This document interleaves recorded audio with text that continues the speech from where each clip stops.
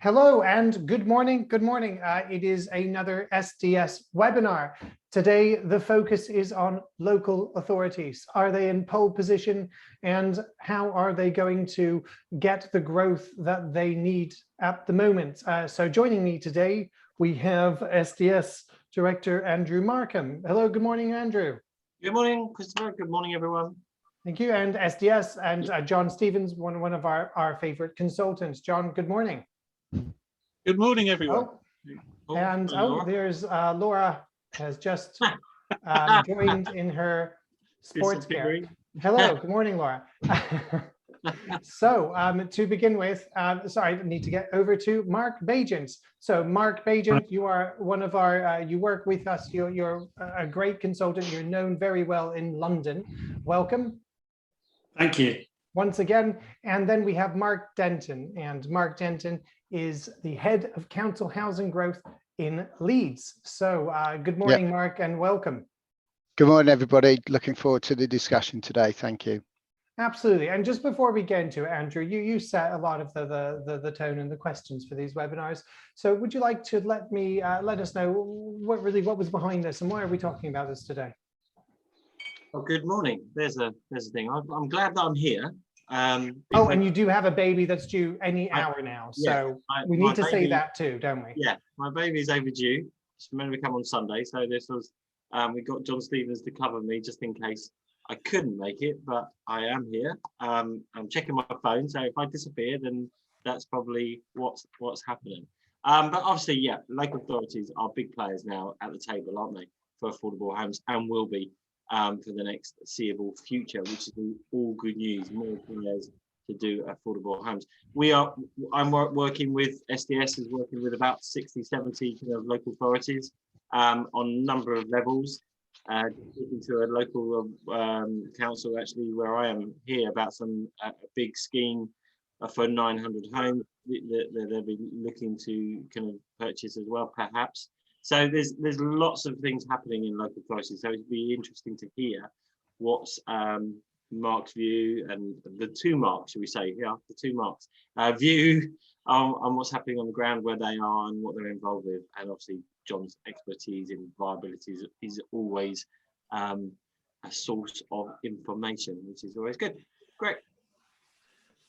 And we don't want to mention Croydon Council, do we? We won't talk about it before, do we? We don't want to, or is there some learning there that we must be able to take? And I've got some strong views on viability and some of the appraisals that I see from local authorities.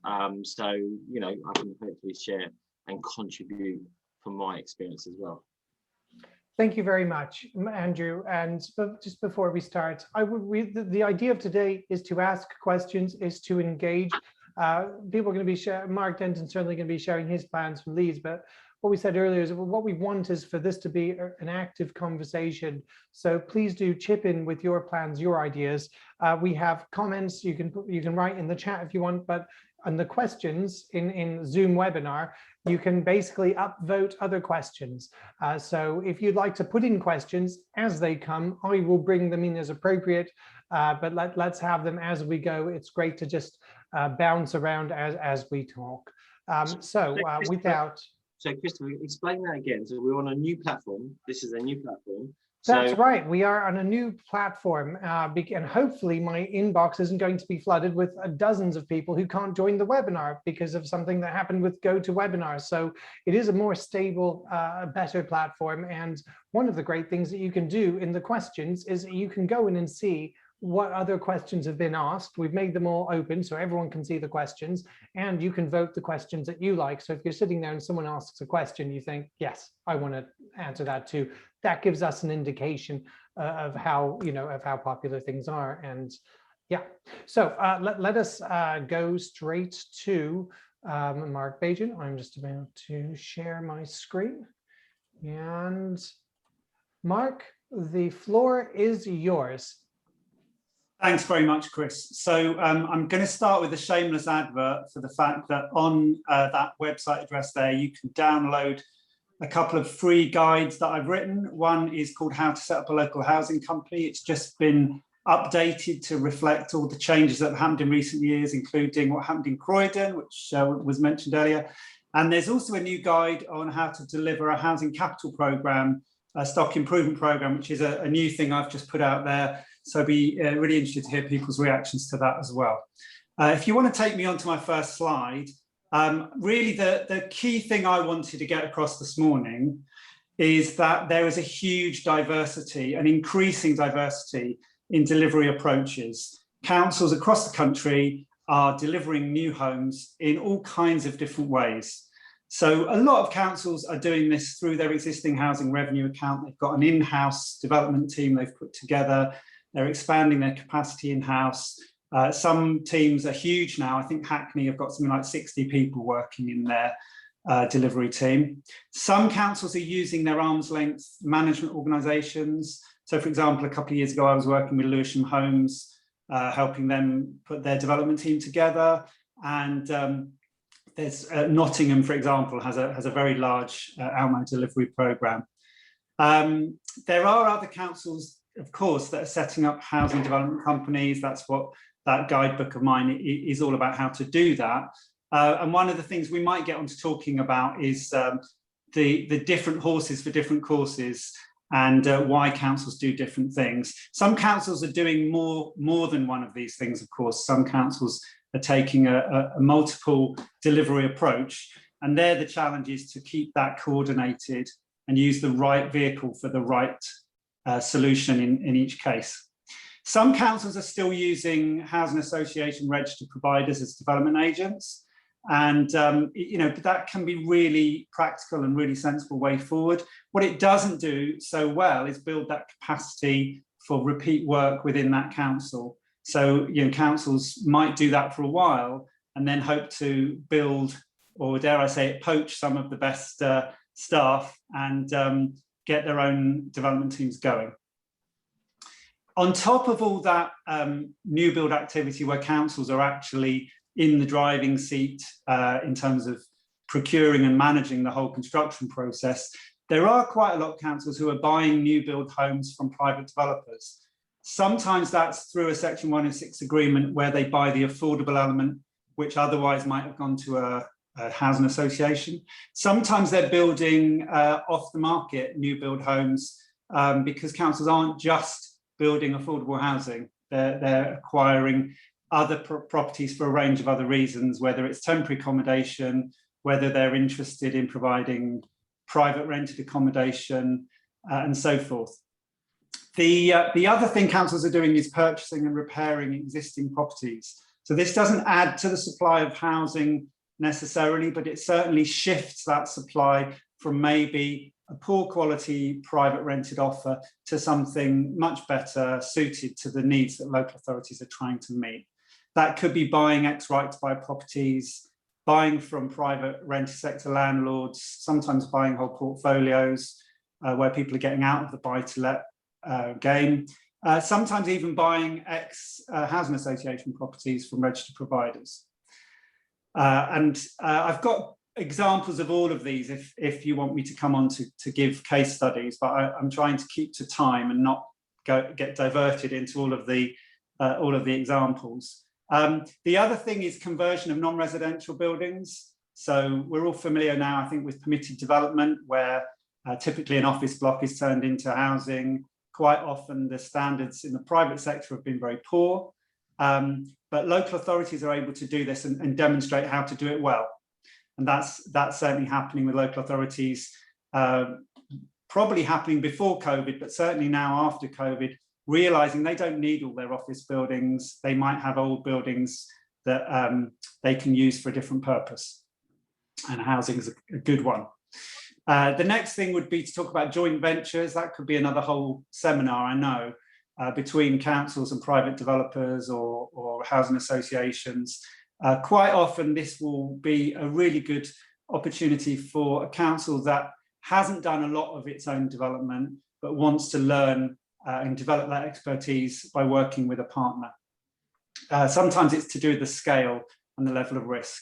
So for example, I was working last year in Kingston, where they're doing a big estate regeneration scheme, and Kingston Council really didn't have the capacity to take that on themselves. So they work in the countryside properties. It's a really good example of a joint venture partnership. Kingston will continue to own the land, continue to own the homes when they're built. So it is new council housing, but through a joint venture. There's lots of other examples. I've mentioned about mixed tenure. So a lot of councils now building for sale, as well as for shared ownership, as well as for other types of rent apart from social rent and affordable rent, and doing mixed use schemes. So developing leisure centres, offices, shops, all kinds of things, as well as housing on the same site. And finally, councils beginning to collaborate and do things together where their collective buying power, that aggregation of demand, can be a really key aspect of unlocking things like modern methods of construction, where you need to, if you're buying modular homes, you know, it's great to get a better price and give certainty to the contractors. So going on to my final slide, I just wanted to highlight some of the delivery challenges. And for anyone who works in property development, you know, these are all familiar territory. These are things that local authorities are now really getting to grips with, where they've started doing housing development, perhaps for the first time in 20 or 30 years. So there's dealing with land. Local authorities may have bits of housing land already if they've got a housing revenue account. They've certainly got other corporate assets which could be converted to residential use. Do they have a robust asset strategy? Do they know what their assets are? And are they making best use of them? Really big issue for local authorities to do better at, I think. And working with other bits of the public sector as well. So locally, maybe looking at land assets held by health partners or other public sector partners. Finance is obviously a huge part of making this work. Whether you've got your housing revenue account funding it, whether you're using the general fund as a council, are you borrowing, are you getting grant from Homes England or in London from the GLA? If you're doing it through a company, have you negotiated all the state aid rules so that you're financing it properly, not falling foul of any of those? And then the next one would be planning. So building those relationships, which are different relationships between your planning colleagues and your housing colleagues. People often think that local authorities are going to have an easy ride through the planning process because they're the planning authority. In fact, quite the opposite in my experience. So coming up with very clear planning performance agreements, how you fund that and how you make it work over a long term is really important. Is there scope to appeal? Well, councils can't appeal against themselves. Can council housing companies appeal against council planning authorities? Yes, but that's not really happening. So that's another interesting question. How do you kind of have a soft appeal process before you get to the real point of decision, so that you're confident about getting a good decision? Development expertise I've touched on. There's huge issues around recruitment, training, retention of staff, and you know, again, that's something that I do a lot of work with authorities on making sure that they build the right team and you know, really expand that skill base. Procurement is another whole issue which we could talk about for hours. What's the right way to procure your contractor, your professional team? Do you use a framework? Now there's a lot of dynamic purchasing systems which work well. Are you using design and build contracts, etc.? Then we get onto the practical stuff around handing over once you've constructed something. You know, are you really involving your management and maintenance teams in the process from the beginning right through to the end, so that they don't get handed over something that is a surprise, but it's something that they're expecting. I'm probably running out of time, so I'm not going to go into great depth on building safety or zero carbon. These are issues that are so alive at the moment. But basically, in terms of housing delivery, we have to be leading the field, ahead of the game on these issues as local authorities. The risk appetite versus risk capacity, I think there was that mention of Croydon earlier. Local authorities are seen as very robust and very sound financial entities generally, that's because they don't take huge risks. Setting up housing delivery companies is a little bit of a change to that profile. And there are real risks, and how is the political appetite for that? How is the officer appetite for that within the council? And what's the true risk capacity? How does the organisation cope with the kind of shock that financially can happen with something like a pandemic? So yeah, really interesting conversation around that. And the other key thing is around political leadership and change. I think political leadership is essential to making all this happen. But political leadership can change overnight, sometimes very radically. And I'm not just talking about party politics, I'm talking about even within a political group. That can have a real impact on the emphasis of a programme.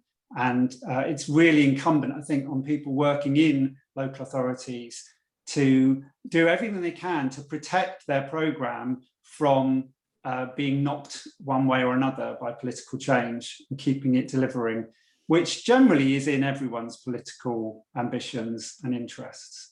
I'm going to wind up there and look forward to the discussion. Thanks a lot, Mark.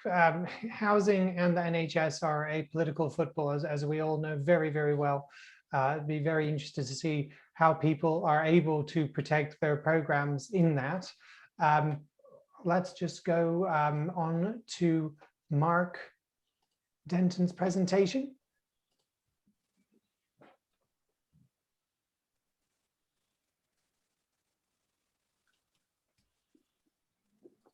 Are we taking questions now for? There haven't been any questions yet, Andrew, but they are always, everyone is welcome to ask questions as they come in. And here we are. So Mark, welcome. Thank you for preparing this. Mark, we've got plenty of time. Don't worry about rushing it. Don't say that, Chris. There's a few people on the webinar today that know me, or we've worked together in the past, and they'll be dreading you hearing the words. So as we've agreed, it's a one-slide presentation or two. There's only one slide that follows this. Thanks to Mark Bagent, because I think that's a fantastic overview and scene setting, and probably there's elements that I'll pick up on within mine, but I think we'd all welcome questions and comments along the way. So let's move on to the next slide. So our council's leading the way in development. And the answer is, he said, and snappily it moves on to, it doesn't move on to the next slide. No, it was a one-slide presentation, wasn't it? That's correct. That's correct. Okay, well, I'll talk and it'll there you go, it'll catch up. So there you are, there's the one slide answer. It was very easy to prep for this webinar. Yeah, of course we are. So just the usual disclaimers. Hello everybody, I'm leading the Leeds City Council Housing Growth team. I'll come on to some numbers and stats about that, briefly talk about Leeds. I'm not here to tell you how to do stuff. I'm sure there's people with far more experience. The thing I was saying to Chris and others is that I think these sessions are really useful in just seeing what other people are doing. And for me, I would really welcome people chipping in or saying, why are you doing that? Or have you thought about this? Because I think that's the value of these sessions. So I guess this will be a counterintuitive presentation, because I should be here, shouldn't I, saying that local authorities are the best. It's all about us. We're the future. We're taking over. I possibly will give a bit more of a balanced view about that, the realities facing us in terms of what we're doing and the journey that we're on. But of course, local authorities are in the lead, because they're Sterling Prize winners. I haven't managed to speak to a fraction of the authorities I'd like to. There's loads of councils out there doing fantastic stuff, all sorts of things, the kind of different initiatives and approaches that Mark's talked about. So I'm not going to kind of go over them, but just to say, and I've listed a few of them there. What I would say is that we recognise that so are others. So we've got registered housing provider partners working with us in Leeds to deliver affordable housing. As I'll come on to in terms of talking in a minute, there's some real challenges there. There's a research that's been done by Professor Morfitt in terms of local authority delivery. I've been to a few of those sessions. I'd really encourage people to look at the research and what's come out of that. There's some really valuable lessons, I think, that's come out of that. And I guess the other thing is we've now, and I'll come back to the politics bit, which Mark mentioned. Local authorities, the thing that stuck with me was when the chief exec said at one of our leadership conferences, just remember you work for a political organisation, and it is different. I've worked at housing associations before in a development role, and it is a very different situation being sat within the local authority than being sat with it within a registered housing provider, and particularly some of the regional and nationals. I guess it would be interesting to get their dimensions, because we are very much focused on our local authority area. But Tracy Brabin has been elected as the Mayor of West Yorkshire. We finally got one. We're finally catching up with the rest of the country, and has given a pledge around 5,000 affordable homes, and that's a very interesting and challenging part of that conversation. Let's move on, Chris. Sorry, and I didn't even start my timer, so I'm on minus 20 minutes. So only another 3 hours to go, folks. You'll be fine. Stick with it. Don't worry, Mark. Don't worry about it. No, it's fine. It's fine. So some of the numbers, that's good. Heckling, that's excellent as well. Some of these numbers are pre-COVID, but I guess it's just to give a sense of Leeds. Leeds will be very much like a lot of the other kind of core cities and other cities around the country, in that, you know, a large and a growing population, and a fairly fast growing, and a mixture of both a young population and an older population. And I'll come back and talk about things like the extra care housing programme for older people and why we've committed to that. You can see there's some stats there around kind of businesses. There's still loads of office development going on in Leeds, and that had been a feature where quite a number of large firms, legal, financial advisor firms, various others relocating. Leeds, Channel 4 moving to Leeds, so very much being seen and establishing itself as a hub, not just for financial services now, but for media and for other areas, other sectors. And I guess that connection, you know, we will eventually get HS2, won't we? Sometime in the next 300 years. So that will only add to that. I shouldn't say that, because we've got teams and colleagues working urgently on those programs. But as you know, Leeds in the housing context is doing very well, I guess, in terms of new homes delivery. But there's always a but. And next slide. The issue we have is we're hitting our kind of annual targets in terms of overall home supply, but it's affordable housing that's the real challenge. We're aiming to deliver, as part of the plan, 1,230 new homes every year. That's not just the council, that's within Leeds. The council's target for direct delivery is about 300. I'll come back to that. But in any given year, we're probably about 400 affordable homes less than we need. So you've got a very successful, kind of booming, thriving housing sector, and I'm sure that's reflected elsewhere. I mean, I went to something recently that showed, I think JLL did an assessment, and some of the kind of growth numbers and value numbers were matching parts of London, obviously not parts of the hottest parts of the country, not as hot as the Manchester market, but certainly it makes it what is a challenging environment for everyone involved in development more challenging, because land, we'll keep coming back to land, but you can't build if you haven't got land, or can you? We'll come back to that. Just some numbers there, so I won't run through them all, but I guess what it's to say is that there's housing out there, but who can access it? There's lots of people who can't afford even in the private market. There's a vast number of people on the waiting list. We do have a homeless problem. We get 12,000 applications a year. 80% of them are dealt with in terms of dealing with our statutory duties. But the problem we have is we are losing, or have been losing, you know, that no one should ever make light in terms of what's happened over the last year. One of the only stats that's probably dropped is the number of council homes that have been sold under right to buy, but that is picking up again now. And actually what we're finding is transactions generally just aren't going away. There's very few voids. There's less empty homes than there were in this city. And every time a new property becomes available, I mean, we're talking in thousands now. It's frightening. When this slide was done about a year ago, I think the average was about just under 180 bids per property. Forget that now. In terms of new properties, it's in four figures. So it's scary, really, in terms of that level of demand. If we move on to the next one, Chris.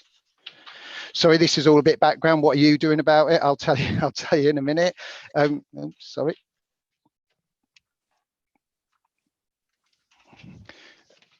Sorry about that. Just dropped my notes. Very professional. So, what are we doing? As I said, 300 homes a year is the target for us.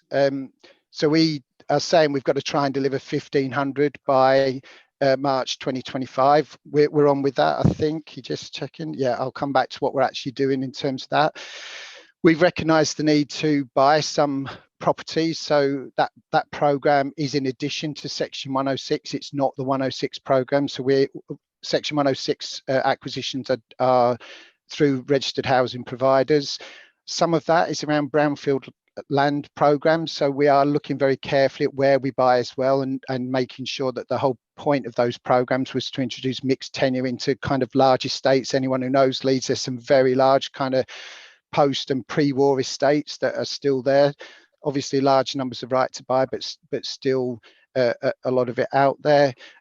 We've got approval to buy up to 300 extra right to buy properties. I can't see that program stopping, and as I say, you can see the numbers going out. All of this isn't going to replace those. Now, in terms of the new builds, I won't go into lots of detail. Happy to try and answer questions about it, but we are trying to do what we can in terms of climate emergency. So we've recently kind of switched the number of schemes that were imminently going on site or getting into planning to no gas solutions as part of the, so we're looking at district heating, ground source heat pumps, that kind of thing, which I'm sure you are.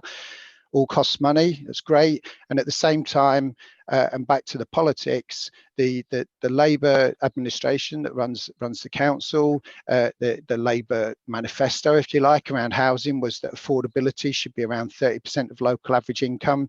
Now, incomes in Leeds vary widely, but the average kind of published income is around 28k. That means that there's a kind of cap at about 135, 140 quid a week in terms of a rent. And that plays into the whole viability thing. We'll come back to that. We can move on to the next one, Chris. So this was about successes and challenges. You'll be pleased to know there's very few successes and a lot more challenges. So I hope you're all ready to ask lots of questions or provide lots of the answers out there. So I guess it is a success. Leeds is built before, so some of us were part of a successful housing PFI scheme that delivered just under 400 new homes and 1,200 refurbs around the Little London, Beeston Hill and Holbeck areas. In addition, we probably Leeds had built around 200 homes. So to go up from about an average of 80 homes a year to 300 homes a year is a massive step change. But we will have around about 350 to 400 homes on site within 2021, and that's a massive step forward. And we've got a pipeline with council-owned sites of about 1,000 homes. Within those numbers, there will be 3 extra care schemes, as I mentioned, which will be part of a wider programme working with Home Housing Group, who are providing another 4 schemes. That will take us to around 500 extra care places in Leeds against a target of 1,000 by 2028. All those homes should be there by 2025. There is still 500 more needed. So if anyone's out there and wants to build an extra care housing scheme in Leeds, let us know. If you've got the land for it, we'd be really, really keen to speak to you. I guess the other's a bit fluffy, not because I don't want to sit here and say we've done all these marvelous things, but I guess some of the program at different times has been used for different things. And back to the thing that Mark mentioned, which is, if you like, this direction given. So whether it's around a bespoke program to meet certain needs, whether it's around kind of looking at whether we can do much more highly energy efficient properties. So we've looked at that. We've also adapted as we've gone along in terms of procurement. So we've moved very much to direct call off rather than doing longer lead-in procurements other than a competitive dialogue procurement that we're recently kind of getting to the end of. And then there's the social value, climate, biodiversity, net zero, you name it, the list goes on, building safety, etc., and we just keep adding those to the challenges. Let's move on to the next slide, because that's all the work and it's really hard. So let's let you dig in now and show where we're really struggling. Are we doing all right for time? We are good for time. Don't worry. We've got one little question here. Fine. This is one from my colleague Ricky Proto. Mark, do you have preference of which delivery approach is the most effective in your own experience? Mark, would you prefer to come back to that one? Yeah, the one that works that week, I would say, probably sometimes, because they've all got their pluses and minuses. And it will change because if I'm being honest, when you see where we are in terms of kind of future pipeline, I would say a land-led delivery where somebody comes to offer, I shouldn't be saying that, I'm in charge of a development department and delivery department, and probably some of my colleagues are on the call today. It's not that we won't continue to deliver, but we can't deliver on what we haven't got. So we've got to look at that's why I was saying about the flexibility. I hope what we've done is adapt and be flexible and be open to lots of different ways of working. We can come back to housing companies. We haven't got one, and there's no reason not to have one. But equally, I guess it's about partly where we sit. What did I want to say here as well? So, yeah. Sorry, that was the other three things. So I've mentioned we are a political organisation. We have to remind ourselves it's absolutely true. We've just had a change in lead member, not a change in administration. So that will be interesting to see whether that gives a different emphasis.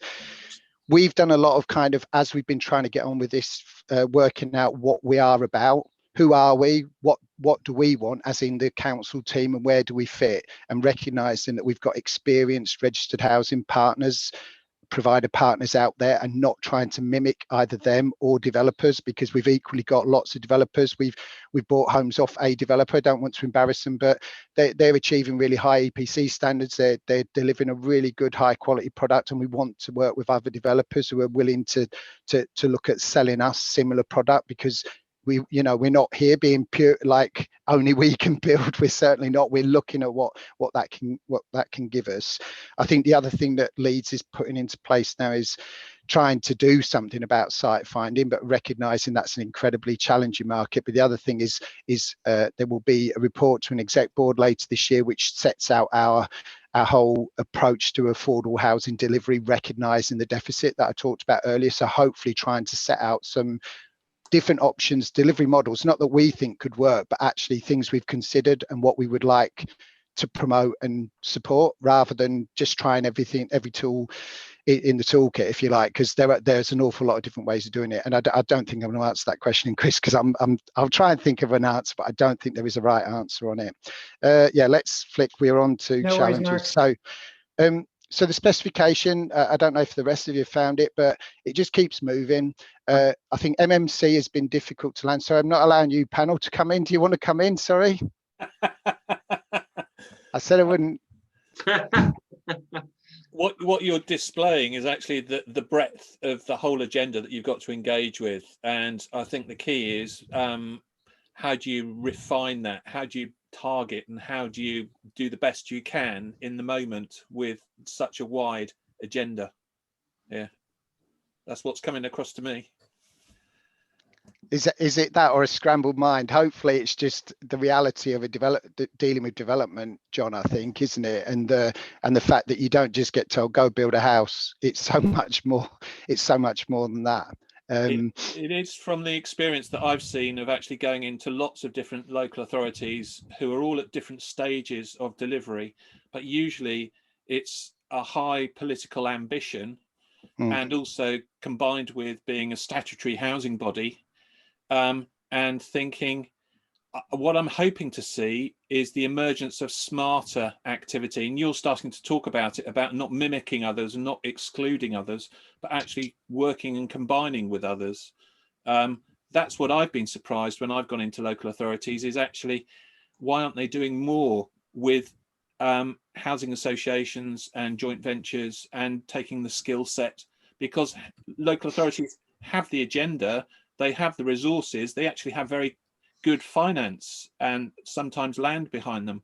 What they don't have is the specialist skills, because that's been neglected or transferred into the housing association sector over years. Yeah. I don't want to jump in on your presentation, but what I'm seeing is wide agendas and being asked to deliver across so many of them. At the same time, you're a statutory housing body and you've got homelessness issues. So how do you deal with all these things? You can only deal with them in a smart way by working with others, is my perception overall.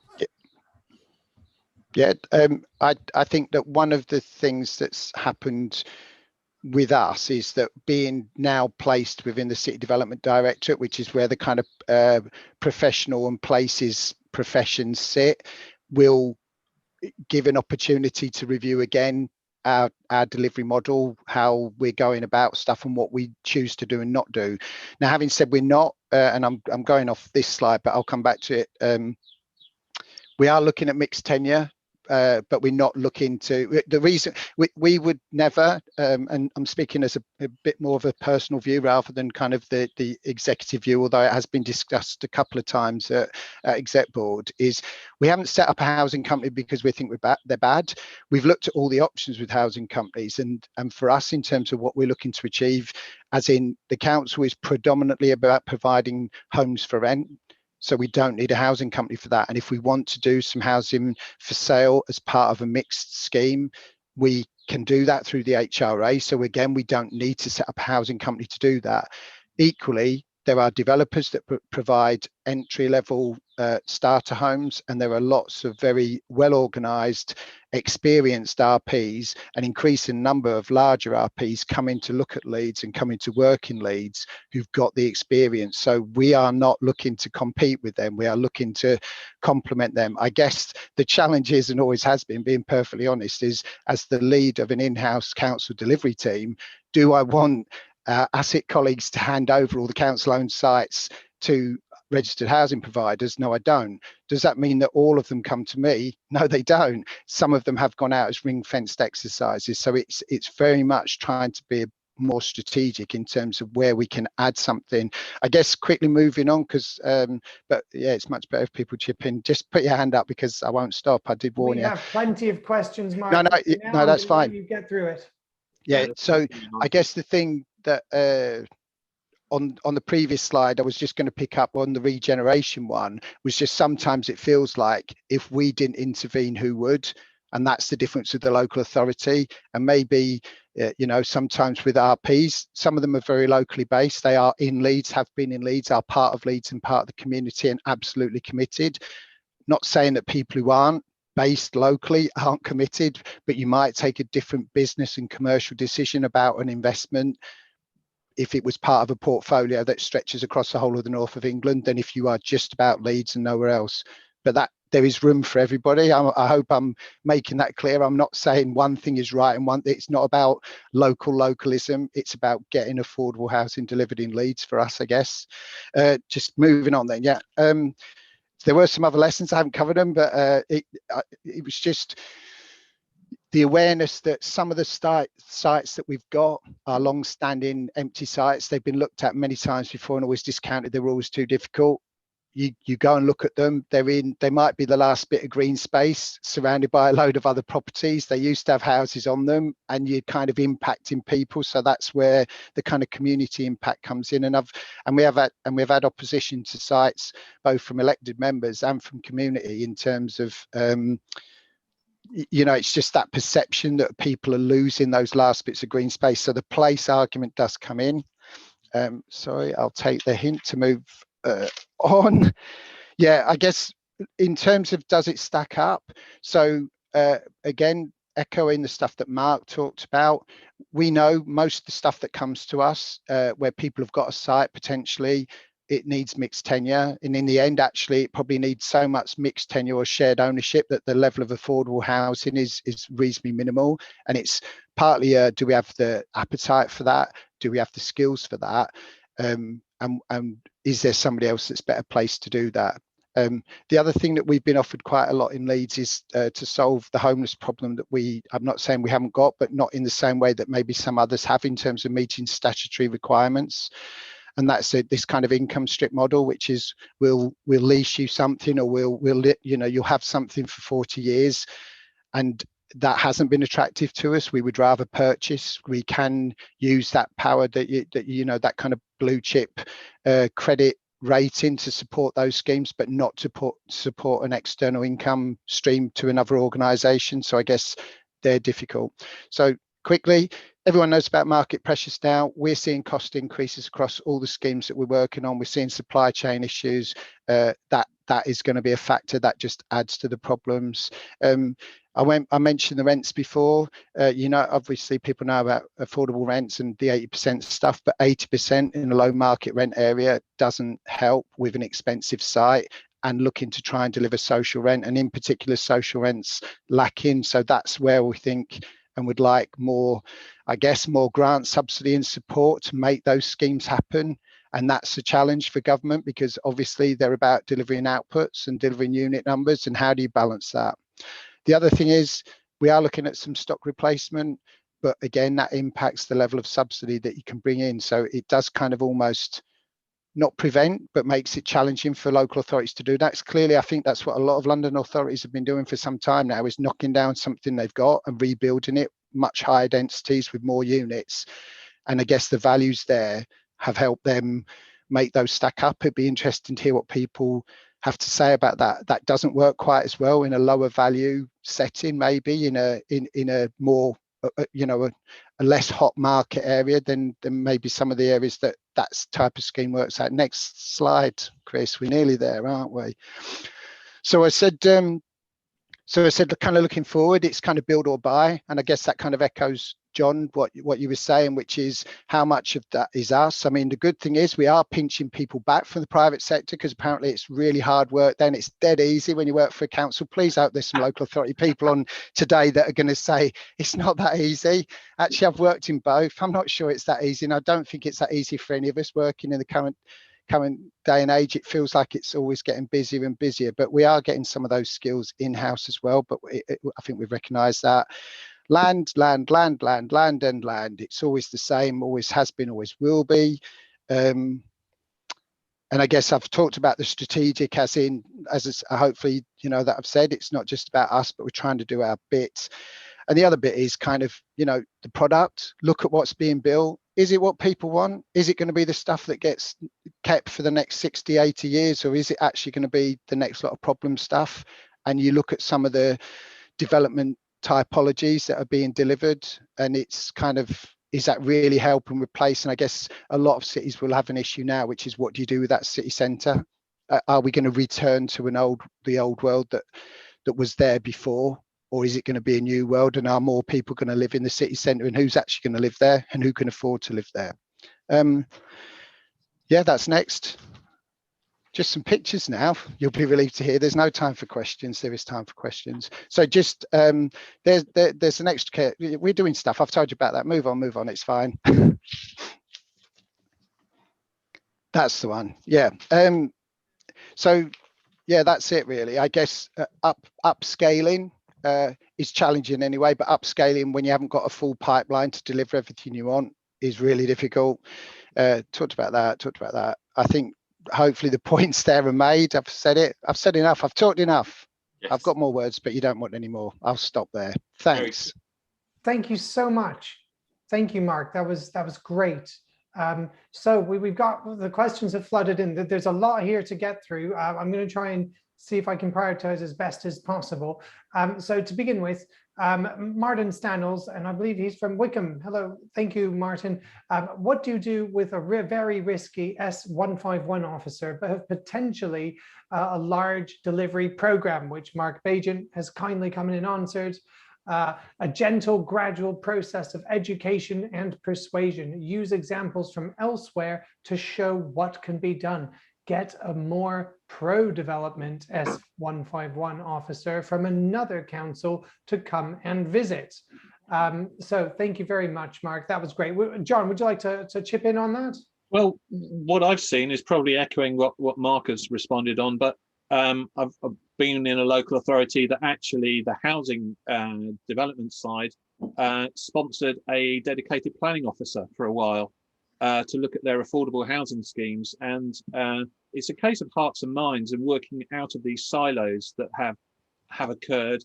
And actually, some of the work I do is engaging in workshops with local authorities across different disciplines to actually get just the terminology and the conversation going in terms of different disciplines within a local authority, because there's huge resources if it's tapped into and also a lot of job satisfaction, I would have thought, with people actually seeing delivery of homes to those in need. So little things like, has the housing development side got a hero in the planning department? Do they sponsor one? Do they pay for one? It pays huge dividends. Thank you very much, John. Mark, would you like to come in on that one? Mark, sorry, Denton. I was just scanning through all the questions I have to answer. Sorry, I didn't have anything more particularly to add to that one. It was probably the others I was looking at. Chris, if I can just add one thing, Please. to what I said. I mean, I think that the risk profile is the key thing to look at. And so if you're starting out with a 151 officer, a finance director who seems very risk averse, then the smart thing to do is start with your least risky scheme and get that one off the ground, and you know, then build up to the more risky ones later on. And in terms of, you know, making the case, for example, around housing companies, I think in the early days, people thought this was a way of making money so that we would all become self-sufficient as local authorities and not worry about revenue grant from the government. And that clearly is not going to happen quickly. It might happen for some councils down the line, but the idea is, you know, in most cases, if you set up a business, for the first 5 years, you're losing money, and then you might start making money in the next 5 years. And it's getting across those kind of dynamics of running a local authority business that I think, you know, keep the expectations low in terms of revenue return, but keep the expectations up in terms of managing risk and demonstrating how you can do that. Thank you very much, Mark. Chris, sorry, yeah, just on one. I mean, the only other thing on 151, I mean, the facetious, not to be repeated, although it's being recorded, is, but Mark put it a lot better, is get a different 151 officer, but in their nature, that's their whole job, isn't it? The point of them being there is to ensure the council doesn't take undue risks. But I think as well, it's for all of us, it's having the right options and assessment, and probably some form of external advice sometimes, because the less usual, the more different that something is, and if it's a big development program and you haven't done it before, take advice. And I think that's the other thing, that it's taking advice and then listening to it, or at least showing that you've listened to the advice and then taking a decision in clear understanding of what the risks are. So it you know, it's partly their job to say not no, but to challenge you and say, why should we do this, and is it safe to do it? So I think but everything else, I'd support what Mark said. Thank you very much. John Stevens? I know we've got a lot of questions to get through, but I just wanted to put something forward that I've observed going into local authorities, that finance people in local authorities are looking at the year-on-year cash flow of a project investment. And if there's any form of positive outcome year on year, they're very excited about it, because local authorities are looking at annual accounting, whereas housing associations are basically leaving it there for 40 years to see if it has a positive NPV, you know, towards the business plan. I just wondered, from both Mark's perspective, have you had that observation that local authority view of finance is very different to housing associations because of that annual accounting focus?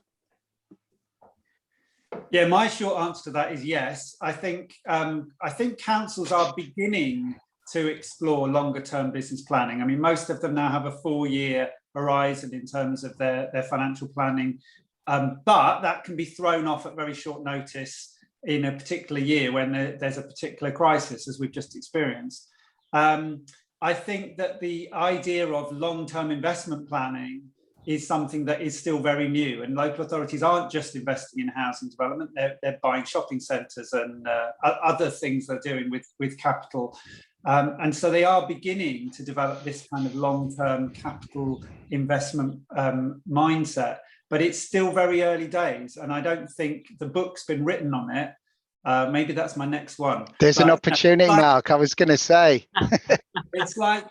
I think a lot of them are kind of exploring this territory with the help of advisors, but not with any kind of rooted confidence in having done it for the last 20 years.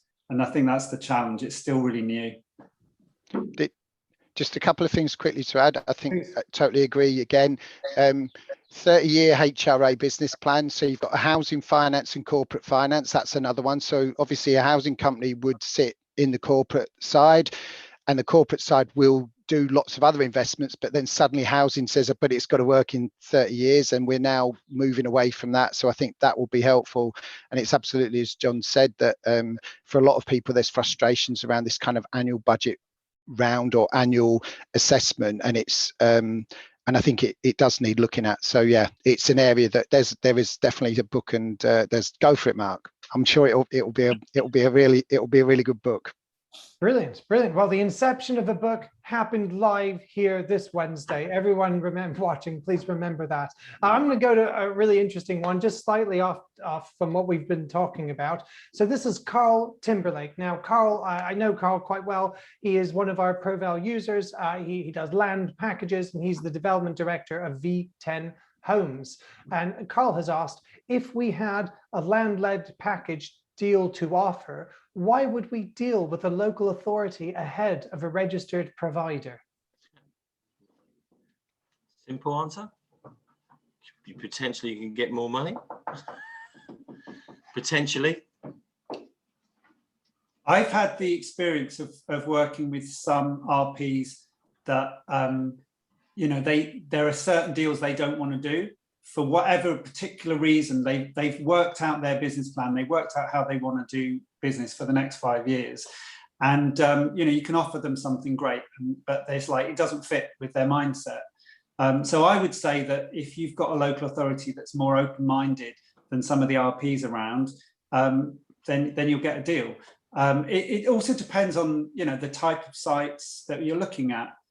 So if you've got a package of smaller sites, that's a reason why quite often a bigger developer and a bigger RP are not going to get excited. Local authorities are actually getting really good at dealing with small sites, because it's often where they're starting from, with infill, within their existing asset base. So they're going to be much more amenable to making that work. Okay, thank Chris, you. Anyone else? We know where we are in the queue, and we quite often realise that by the time we get approached, other RPs have been approached. So you have to ask yourself, why would we do that deal with you? I guess in return, because you know, there's likely to be some risk. But no, I mean, I think that's what I was saying, that we would see an RP partner potentially, you know, making a scheme like that happen rather than ourselves, and we would look to encourage that, I guess. But there might be circumstances where it would work better with the council. So I guess it's partly, it might be the needs type, it might be the area, it might be the service provision. And I would just add in that you bring us one scheme, but it's also about the next scheme and the scheme after that, and that the local authority isn't going anywhere. So it's about building a long-term relationship, and it's actually about cash flow for your business as well over that long term. So local authorities are the guys to do business with, to be honest.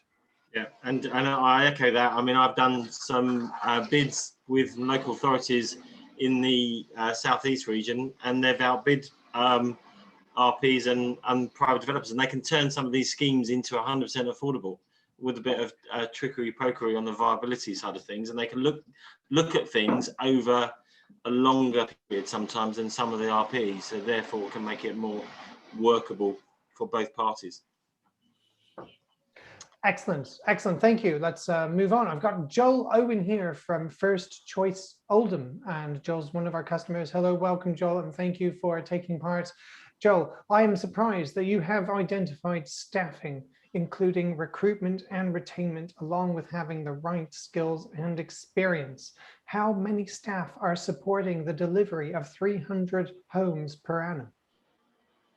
Yeah, it's I think he amended it to I haven't mentioned it. Yeah, we've got a team of around 24 direct staff, but then there's also people in planning, highways, if you like, that are indirectly involved, so they're not kind of permanently involved in that. I guess it's fair to say again with that we're looking at delivery model, and there are different ways of delivering large numbers. So when we delivered 388 private PFI units, we didn't have a big team for a long time. We had a specific team with external advisors. So it doesn't work in that way. I think the challenge is that delivery is part of it. It's not all of it. There's the politics, there's a consultation, there's managing members, and that doesn't necessarily come with the territory. That a construction company will deal with residents and they'll talk to people, but they're not about the rest of the stuff that you have to do. And that's the balance, I guess, is getting in terms of getting that right. And recruitment and right skills is a massive challenge, as discussed before. Yeah. Thank you very much, and we'll move on. We'll move on to Sue Misson. Hello, Sue. Sue is working with Safford Cooper, and she used to be with Live West. A welcome viewer of the show. Thank you so much, Sue, for coming on again and putting in your question. In places like Leeds, I would have thought that the Homes England 2021 to 26 affordable homes program policy, that funding is not being provided for regeneration / demolition, is not helpful. How are you trying to address this so you can possibly demolish unsuitable housing to provide sustainable homes for the future? I think, can you turn the recording button off? I think the simple answer is that you demolish and clear a site. You wait a period of time till people forget it had housing, and then you go and say, I've got a site that I want to build on. Can I have some funding, please? Because it's that ridiculous, because you're dealing with stock that is well past its paid for date and is perfectly livable, but not necessarily going to give you another 60 years life. And that is a challenge, Sue, I think. So I would like to know how you think it can be addressed, or others are addressing said things from other councils, because it's a major challenge. Okay, thank you. We're coming up to 11 o'clock. Is everyone okay to stay on for just a few more minutes to get through the questions? Mm-hmm. Yep. Okay, great. John Stevens. Yeah, I'd like to ask Mark, you mentioned the MMC and volume, and actually kind of getting local authorities together, which you've done in London successfully. Just maybe a quick few words on that, because obviously MMC is coming round again, and the low carbon agenda. So what successes have you seen with that, and what messages would you like to put out from that? Yeah, I mean, to be absolutely honest, it's slow and it's still low numbers. But I think there's huge opportunities there. And so it's something I would definitely want to persuade people, promote the idea. I mean, I think local authorities, we should be natural collaborators with each other. And sometimes we forget that. Sometimes we get very internally focused on doing things right for our own residents, for our own politicians. And of course, we need to get our own house in order before we do more. But we should be working together. And so in London, the company I set up called PLACE, which stands for Pan London Accommodation Collaborative Enterprise, bit of a mouthful, is now procuring modular housing for homeless families, which is jointly owned by a group of boroughs. It's been jointly procured by a group of boroughs. And that's a great model. But to be honest, at the moment, we've only got a contract for 200 units. That should be 2,000. We need more people to join in with that initiative. Every time a procurement happens, every time there's a design process, you're putting all of that energy in. If we come up with a modular product that is good, that works for that client group, why not roll it out across the whole country? Why not deliver those units in Manchester and Leeds and Liverpool? So that's my view of it. I mean, I personally, I can't make all that happen, but I will keep talking about it. And I'm very happy to work with other people to encourage that kind of thing. The industry needs it, because if you've got a factory you've just set up, you want continuity of work for the next 3 years, so that you can, really put all that investment in and be confident about getting the right price for your customer, which, MMC can be much cheaper if you've got that throughput, that flow of work through the supply chain.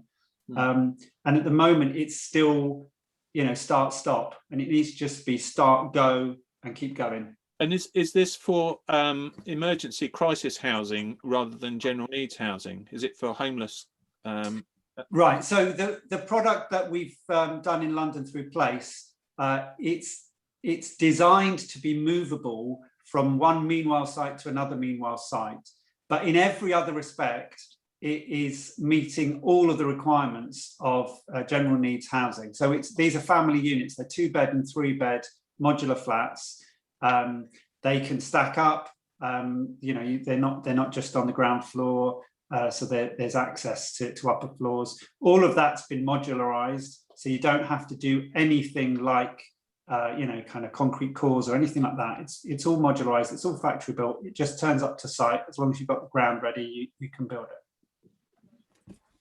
Thank you so much, Mark. And thank you, Mark, for answering these questions as we are talking. I just muted you while you were doing that because the tapping was getting in the way of Mark's talking, but you're unmuted now. Sorry. No, that's fine. That's fine. I felt very rude muting you, actually, so I feel like I need to apologize.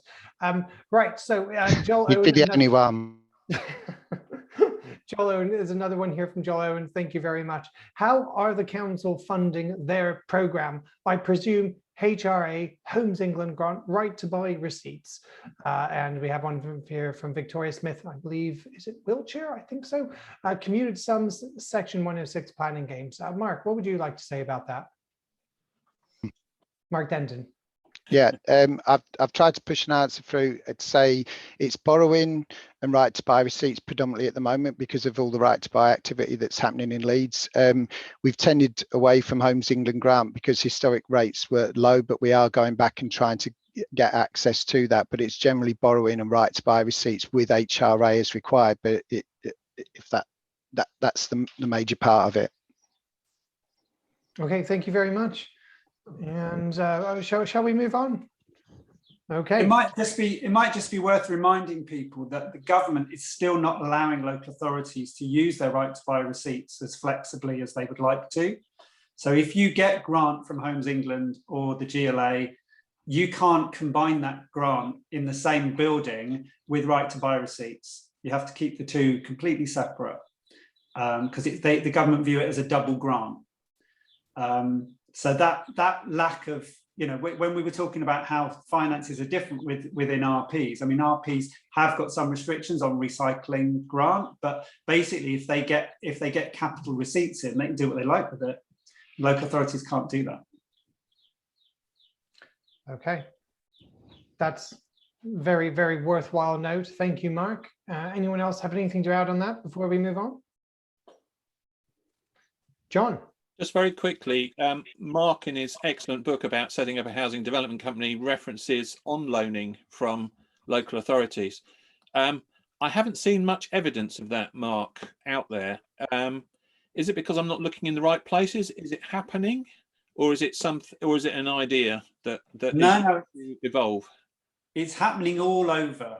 It's happening to a great degree. And as we mentioned Croydon earlier, I mean, Croydon's housing company borrowed 200 million.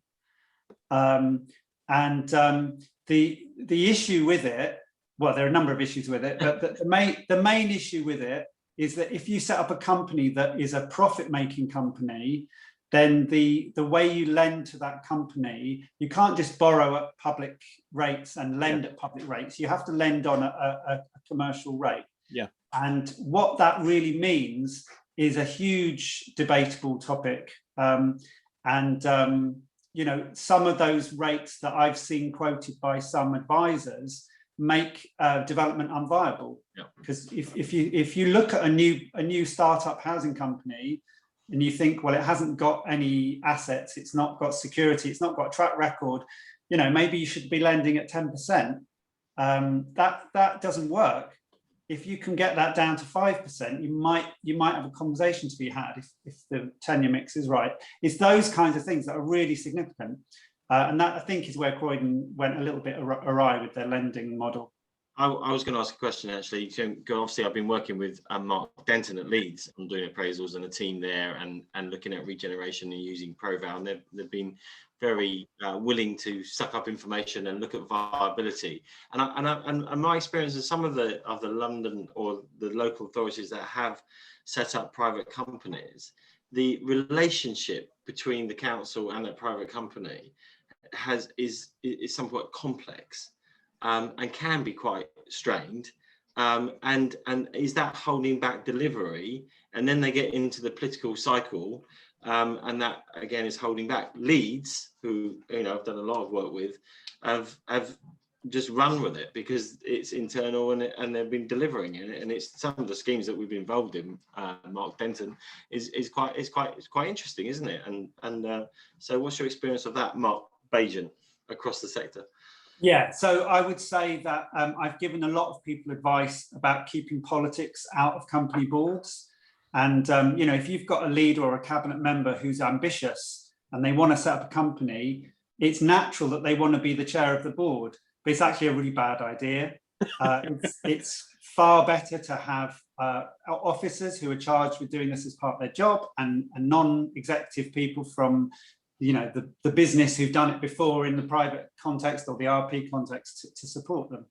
That's the first thing to say. I think, as you say, the relationships are absolutely critical. And if you have a company that you set up and it becomes too independent-minded and starts pushing too hard, then all the people back in the corporate centre will start trying to put the brakes on. And again, that kind of tension, there's a healthy tension, and then there's a point at which it just all breaks down. And I've seen that definitely happening. So if you can't get the land transferred because your legal team in the council aren't doing the paperwork, you can't build anything. You can't build on a piece of land that you don't have control over. So all of those kinds of things, they seem obvious, but it's that nitty-gritty, working out the relationships and making them gel and making them smooth. That is the art of running a good housing business, like an arm's length company. I mean, it's happened with Almos as well, where they're managing the housing and they've got it into their heads that they're like RPs, and they start doing their own thing, and the politicians aren't behind it. Thank you very much, Mark Bajan. Anything else to add, anyone, before we move on that? Okay, excellent. Mark, what about Mark Denton? What's your thoughts on that? But one of the things I haven't picked up in all the kind of stuff around the creation of companies is how many of those authorities that have set up companies have also got large stock holdings, large HRAs or not. That would be interesting. How many local authorities that have brought Almos back in-house for exactly the reasons, possibly, some would say, that has just been mentioned, which is to apply control where perhaps Almos were deemed to be taking on risk or possibly operating in a bit of a different model than the corporate allowed for or wanted. And it does come down to control. I think it is being clear again about the purpose of that company. And as I say, it's kind of have a company, but understand what it's there for, and understand that it whilst it's a local housing company, it's there to be a commercial enterprise. And I think local authorities are perfectly capable of doing that. We have, as I say, we've entered into a significant number of long-term commercial contract arrangements under PFI, highways, schools, housing, lots of different areas. But our choice at the moment isn't for that, but that doesn't mean it's not everybody's choice. And the other thing, Mark, would be people who've set up companies where values support company activity, because that's another key. I'm not saying Leeds doesn't. I'm saying that is another prime factor, is if you've got, or a driver, because you just see that a company could drive regeneration in an area. I guess we would argue or look at, if you look at the Brownfield Land Programme, where developers have come in and built for sale within previous kind of council estate areas, it's achieving very much the same object without having the whole company paraphernalia there. So pick the right option for delivery. Thank you, Mark. So I've got one here from Sue Misson. In the discussion on local authority housing and development, local authorities are key promoters of community housing partners. Do the panelists want to mention this aspect of their work to bring in new players? Mark Denton? Yeah, I hopefully did a response in the chat. Community housing is supported, but I think it's fair to say that for most of those schemes, they need a site or need sites, and we're back to that kind of challenge around who gets which sites, and then how do we support them. So there's an active kind of promotion for self-build for community housing schemes and others through our regeneration team. And I guess the thing that we haven't done, I've seen other authorities do possibly better, is provide plots within development schemes, so that whether it's self-build or others can actually do that. And we've been a bit, not particularly kind of not wanting to exclude people, but it's been like, you've got a target of delivering 300 a year. So when people keep saying, can I just have 10 of these for this and 15 for that, and an RP would like to develop there, and that's next door to an RP, you just have to learn to play nicely. And I think that pressure to kind of get on and deliver cuts across that. So we are trying to address that as well, but I do think it needs, they need help with sites. It's I don't know, I'd be interested to know, but feels like it would be rare for them to come forward and say, we've got a site, can you support us with funding? It will be a bit of both. Okay, thank you very much, Mark. So back to Joel Owen. How are the council funding their program? I presume HRA, Homes England grant, and right to buy. Oh, sorry, no, we've already done that one. No, that's it. I believe we are done now. So thank you very much, everyone, for today. It was a new platform. It was Zoom webinar, and I think it went okay, hopefully. And we will be welcoming you to our next webinar. Please look at the e-shots coming up. Andrew, any closing remarks? Apart from thanking our wonderful panelists who have given us such great conversation and content. No, it's always good. I think it's an interesting conversation with local authorities and how they're actually getting on the ground. And it's good to hear from Mark Denton from Leeds. And again, thank you Mark for your Bajan, for your experience across the sector and indeed London. And I'm sure this is something we can explore, especially the MMC part. We want to do a webinar on that, what is emerging, what's winning, what's working, so we could bring that part to the table that you talked about in a future webinar. So thank you. Yes, and here you are on our website. We can see our weekly webinars. You'll be able to register, see the upcoming webinars. So if you'd like to come here, you'll see that we're going to be working on planning reforms on the 30th of June. We've got our user group, the SDS user group meeting, so hopefully see a lot of you there. I'll be hosting that as well. We have a lot to show you and talk about, exciting stuff happening in the company. All right, I will let you all get on with your day. Once again, thank you so much, Mark Denton from Leeds, Mark Bajans, a well-known London consultant, and our SDS star, John Stevens. Thank you. And we look forward to future webinars.